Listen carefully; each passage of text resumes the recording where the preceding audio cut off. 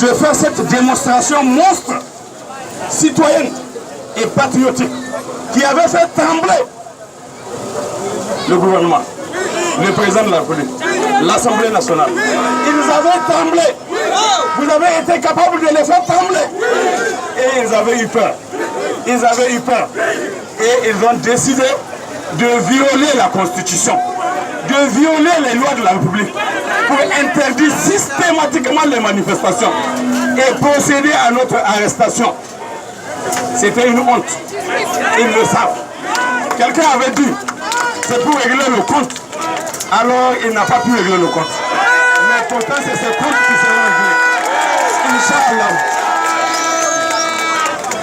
Êtes-vous prêts? Oui. Êtes-vous prêts? Oui. Êtes-vous prêts? Oui. Alors le 23 septembre.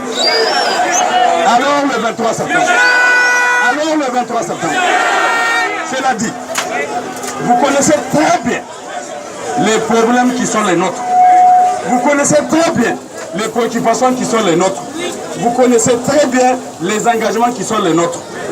À ce qui nous concerne, nous voulons faire une lutte légitime, une lutte citoyenne, une lutte patriotique en vertu de nos lois que nous connaissons très bien.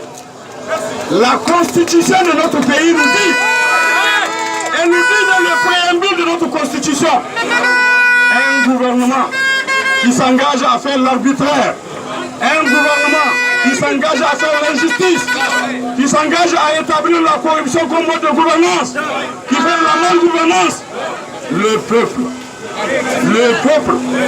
a l'obligation et il a le devoir de s'opposer contre ce genre de régime, contre ce type de régime. Alors vous devez vous opposer. Alors nous devons nous opposer. Nous devons nous donner les moyens de nous opposer. Nous devons nous donner les moyens de nous opposer. La mystification, les intimidations, les chantages ne marchera pas. Ou bien ça marche? Ça ne marchera pas. Les préoccupations qui sont les nôtres, vous les connaissez. Le peuple nigérien du Niger profond, nous avons été à sa rencontre. Nous avons fait les 8 régions. Nous avons été jusqu'à Garim-Wanzam. Vous savez c'est où Garim-Wanzam? Vous ne savez pas? Garim-Wanzam, c'est un village spontané qui avait été créé à 1410 km de Niamey par le gouvernement de la République qui a approuvé son incompétence, son incapacité à protéger les citoyens sur leur site naturel. Il les a obligés à quitter leur site séculaire pour venir les jeter à cet endroit précis. Et aujourd'hui, ces pères de famille, ces compatriotes sont aujourd'hui à la merci de la volonté des individus ceux qui hier étaient capables sur leur site de travailler pour gagner leur vie sans avoir à attendre quoi que ce soit, de qui que ce soit, aujourd'hui sont réduits à la mendicité. C'est une honte nationale. C'est une honte nationale. Et cela est inadmissible. Il est tellement inadmissible qu'au regard de ce qu'on nous a dit dans le cadre de la loi des finances, que l'argent qu'on mobilise, c'est de l'argent qu'on utilise pour, en partie, lutter contre l'insécurité. Vous avez bien vu, l'insécurité, elle continue, après avoir été provoquée, elle s'est établie et elle continue aujourd'hui à se développer dans notre pays, dans toutes les régions. Vous avez vu, même dans la ville de Niamey, vous avez eu le temps d'être témoin. On a entendu les échos, les gens qui ont perdu leur voiture, ceux qui ont perdu leur moto, ceux qui ont été agressés, ceux qui ont perdu leur vie dans la ville de Niamey. S'il vous plaît, cela est proprement inadmissible dans un contexte où des milliards sont déployés pour cette préoccupation, mais malheureusement qui sont en train de transformer cet argent qui est destiné à la sécurité nationale, à protéger les citoyens partout sur l'ensemble du territoire, s'est transformé en villa ici à Niamey. Vous le connaissez très bien. Vous le connaissez très bien. En plus de ça, Ce qui est davantage plus choquant, contrairement à ce qu'a dit le grand frère et camarade Thomas Sankara, un peuple qui accepte de laisser sa sécurité entre les mains d'autrui, il n'existe pas. Et voilà que nous, au Niger, nous avons accepté de façon totalement naïve et inacceptable qu'on amène des bases militaires dans notre pays, soi-disant pour nous protéger, alors qu'elles sont là pour autre chose. Elles sont là pour autre chose. Ces bases militaires sont là pour la reconquête de notre pays, pour la recolonisation de notre pays. L'impérialisme, l'impérialisme, les valeurs locaux, les valeurs locaux, les valeurs locaux, les valeurs locaux, terror, les valeurs locaux, les valeurs locaux. Notre peuple ne peut pas admettre ni accepter que nous continuions outre mesure dans cette situation-là. La Constitution est très claire. Notre volonté est de bâtir une république, une et indivisible, démocratique et sociale, qui soit fondée sur le principe du gouvernement du peuple, par le peuple et pour le peuple. Notre république est aussi assise sur le principe de justice sociale. Y a-t-il justice sociale au Niger? Y a-t-il justice sociale au Niger? Y a-t-il justice sociale à l'école? Y a-t-il justice sociale au niveau de la santé? Y a-t-il justice sociale pour la sécurité des gens? Alors, il y a travestissement de la Constitution. Il y a travestissement de la démocratie. Il y a travestissement de la République. Cela doit être compris par tous. Cela doit être internalisé par tous. Notre devoir, c'est d'imposer au gouvernement de se conformer à notre Constitution. C'est de l'imposer pour qu'il se conforme à notre Constitution. Vous avez entendu la déclaration du Saman. Vous avez bien entendu la déclaration du Saman. Vous avez bien entendu les défis que les Saman a relevés, qu'ils ont soulevés, les exemples qu'ils ont donnés. Mais vous avez entendu une certaine langue mielleuse qui est venue parler d'une certaine façon, de façon triste et lamentable. Je n'ai pas besoin de citer beaucoup. Je crois que vous comprenez tout ça. Alors, chers camarades, la lutte, nous avons décidé de la reprendre. C'est un défi. Nous l'avons relevé. C'est lui de nous permettre de nous laisser faire nos manifestations citoyennes en vertu de la Constitution. Aujourd'hui, 9 décembre, alors 9 septembre, c'est une source de fierté pour nous. Pourquoi? Parce que nous avons réussi aujourd'hui à faire mouvoir tout le pays. Même à Difa, où nous avons trouvé une mesure d'interdiction, de mise en garde et d'état d'urgence pratiquement injuste. Injuste. Vous savez que dans toute la région de Difa, à l'heure actuelle, il n'y a pas de moto. Il n'y a aucune moto sur l'ensemble du territoire de la région de Difa. Les gens sont obligés de marcher à pied, de marcher sur des charrettes, de marcher sur des animaux. Ils sont contraints à ça, malgré les longues distances. Alors que des moyens sont mobilisés avec soi-disant des forces pour faire ce travail, mais sur le terrain, la réalité est toute autre. Nous avons été jusqu'à 1410 km de Niamey. Nous avons été capables d'aller voir jusque là-bas.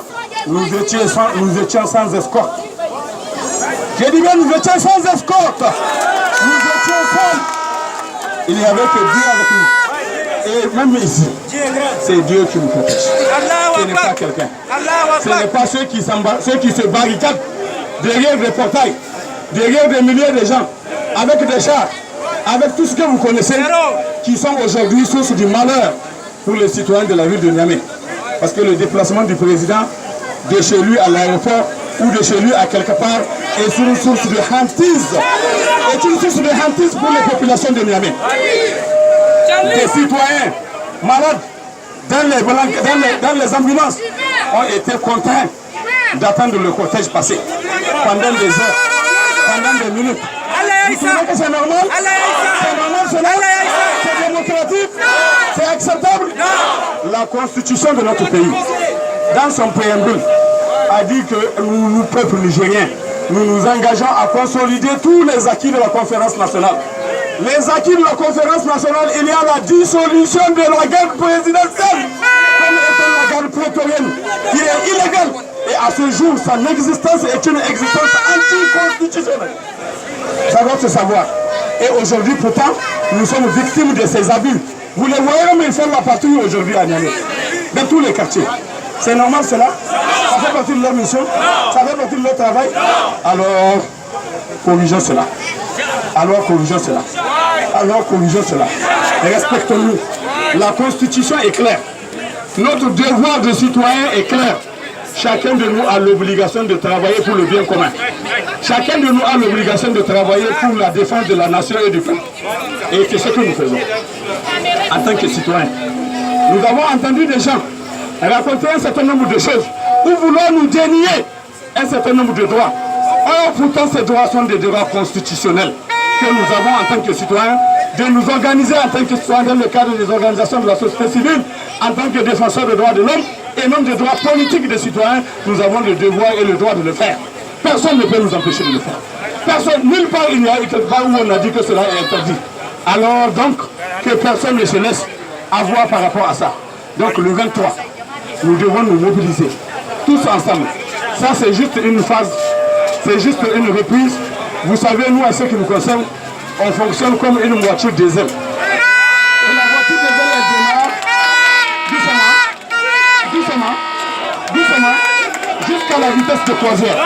La vitesse à laquelle on est arrivé le 11 mars, nous voulons que le 23, on dépasse cette vitesse. Nous voulons que le 23, nous dépassions cette vitesse. Cela doit être compris de tous. L'engagement que nous avons pour mes camarades et moi, nous sommes prêts à donner notre vie. Notre vie n'a aucun sens si nous devons vivre sous cette situation-là. Si nous devons vivre ce que nous sommes en train de vivre aujourd'hui, si nous devons vivre cette arrogance, ce mépris des individus sortis de nulle part. Sortis de nulle part. Parce que nous sommes en train de nous demander toujours. Mais au fond, cette arrogance, c'est quoi qui la fonde? C'est quoi le fondement de leur arrogance? Il n'existe pas. C'est du nul. Et c'est pour ça que nous ne pouvons pas nous laisser mystifier, nous intimider. Allons le 23.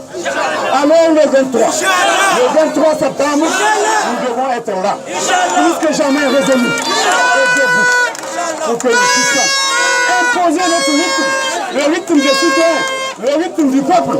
Le rythme populaire. Parce que c'est de cela qu'il s'agit. La Constitution est claire. La Constitution l'a dit. La Constitution l'a garanti. La Constitution l'a autorisé. L'Assemblée nationale, le gouvernement, le président de la République, qui ont choisi de faire une couardise contre le peuple doit désormais comprendre. Il n'y a rien qui l'impose de subir, soi-disant, il y a un mandat. Écoutez, le mandat, on exécute le mandat jusqu'à la fin lorsqu'on fait ce qu'on a dit de faire. Est-ce qu'on est en train de faire ce qu'on a dit de faire? Est-ce que vous êtes satisfait de ce qui est en train de faire? Alors ne vous laissez pas avoir. Ne vous laissez pas tromper par ceux-là qui pensent que lorsque vous faites un exercice démocratique, citoyen, on vous traite de putschistes. Nous ne sommes pas des putschistes. Nous sommes des citoyens qui connaissons nos droits et qui connaissons nos devoirs et qui exerçons notre citoyenneté en toute responsabilité. Et c'est à cela que nous appelons chacun de vous. Chacun de vous doit avoir ce niveau d'engagement et de conviction pour qu'ensemble nous puissions imposer notre rythme citoyen. Je vous remercie.